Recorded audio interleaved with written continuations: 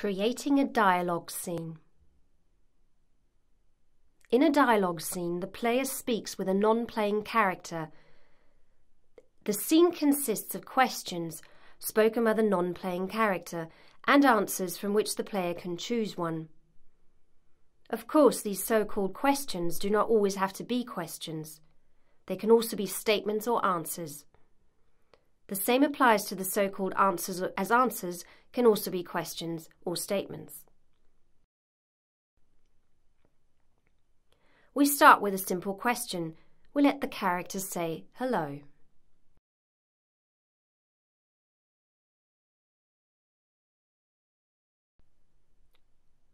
We add an answer now. The player has to tap on that answer to be able to continue with the dialogue. Let's add another answer so that the player can choose between two options.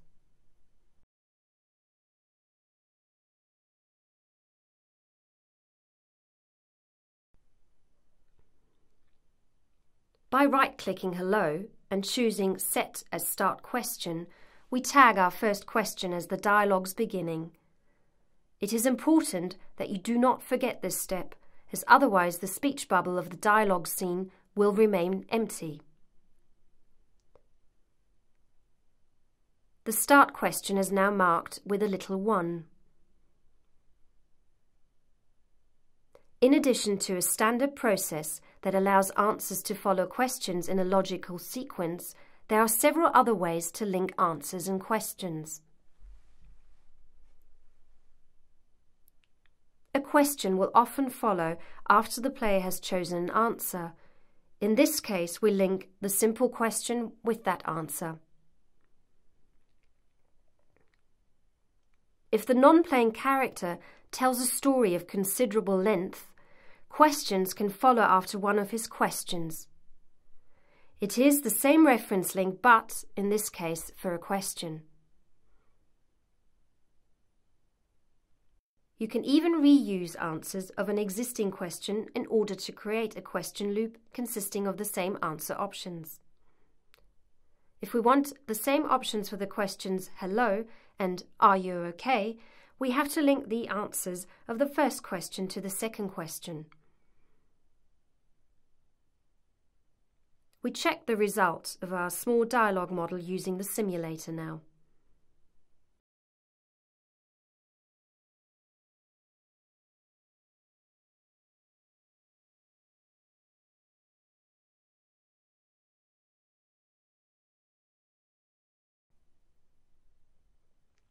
The more complex a dialogue, the more difficult it is to check whether you set the correct references. Apart from the simulator, Deep View is a good tool to have, as it helps you validate your dialogue step by step.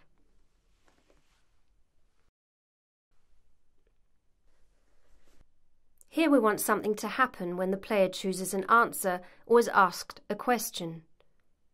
We therefore click the small lightning icon next to a specific dialogue element and create one or more actions.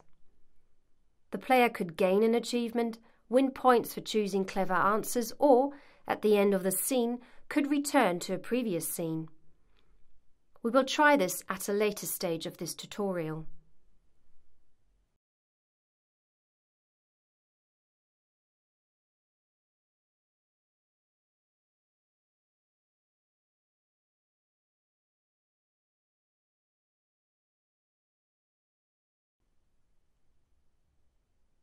We save our changes and start a small test.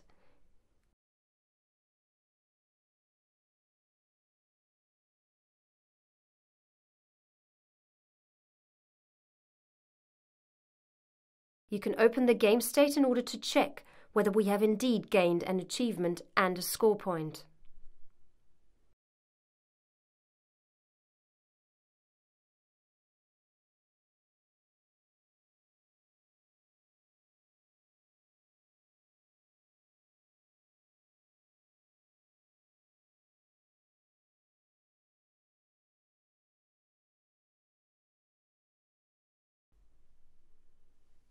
If you want an answer or question to show up only under certain conditions, you will need to click the stamp behind the dialog element. In our example, the player is able to choose the answer, "I'm fine," only if he has already received his first achievement.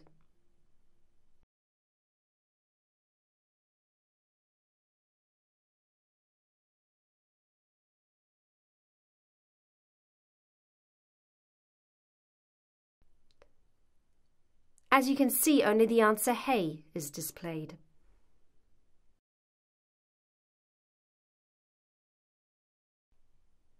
We have gained the achievement and have a choice now between two answers again.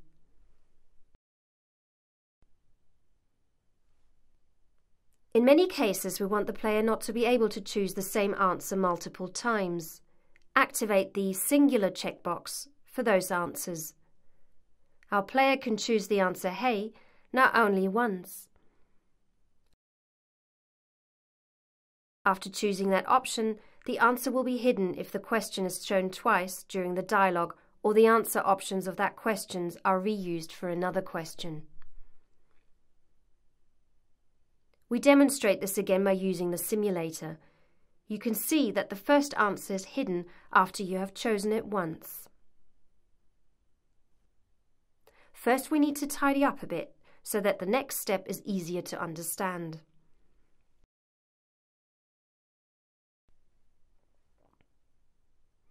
In a more complex dialogue, we have to deal with multiple question options depending on specific conditions. We therefore create a multiplex question. It consists of two or more simple questions linked to at least one condition. We want the first question within this multiplex question to show once we have received the first achievement.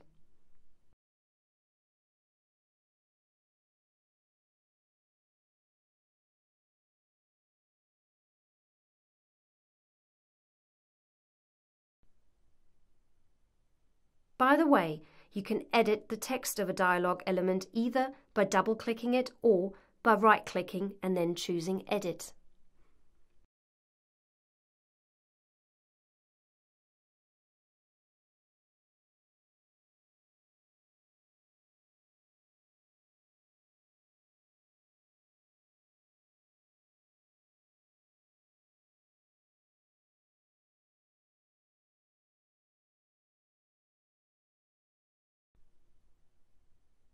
The second question will be asked if the player has not received an achievement yet.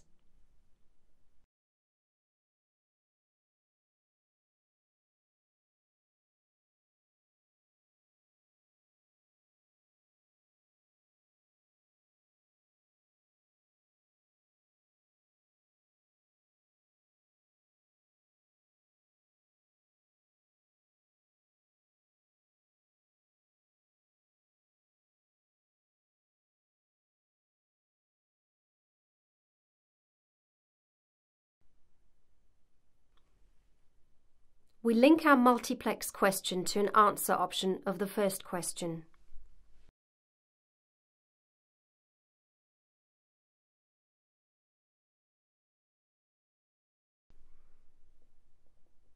We start the simulator to check the result, without an achievement for now. You can see that the condition is evaluated and the expected question appears. And now let's pretend we have already won the first achievement. Our multiplex question worked again. You saw the simulator view and it still seemed pretty bare. There was no non-playing character as well as an empty background.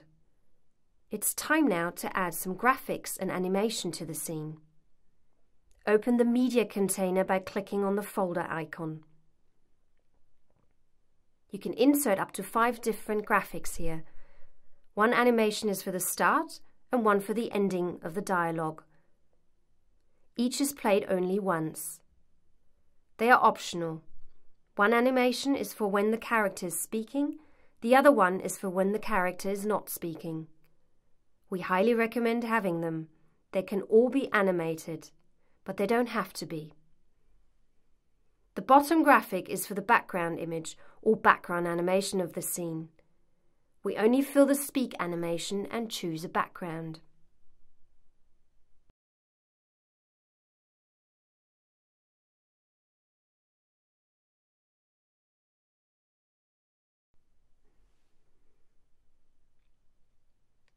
We now set an action in case the player taps the non-playing character during the dialogue. For example, you could hide a little Easter egg or let the player receive an item. However, for now, we just want to display a short text message to demonstrate that function. Let's edit these settings. Click the gear icon to open the window. If you don't want to show scores or number of achievements in a scene, simply activate the function Hide Score Panel. The reason for not being able to see the panel even though we had not chosen this option is that the score and achievements properties prevented it from being displayed. For more information, watch the tutorial for scores and achievements. We activate Show Text Instantly and Show Answers Instantly. When we start the simulator now and play through the dialogue, you will recognize that the words of the question no longer show up one by one. This was achieved by choosing the option Show Text Instantly. If there's more than one answer, they will appear simultaneously now, which depended on the option Show Answers Instantly being chosen. Like with every other scene, you are able to add background music or sound effects. Drag a prepared MP3 and drop it into the settings window. As a next step, we will define an action, which is executed when the scene is started. This is an on-enter action. We start the simulator now in the augmented reality scene from which the dialogue scene will be started. In addition, we open the game state to see the score change.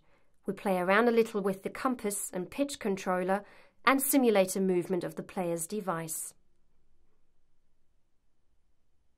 When we place the arrow, the player's position, on the map closer to a character we want to talk to and switch back to the augmented reality, we can see that the character has changed in size and got bigger as we advanced on its position.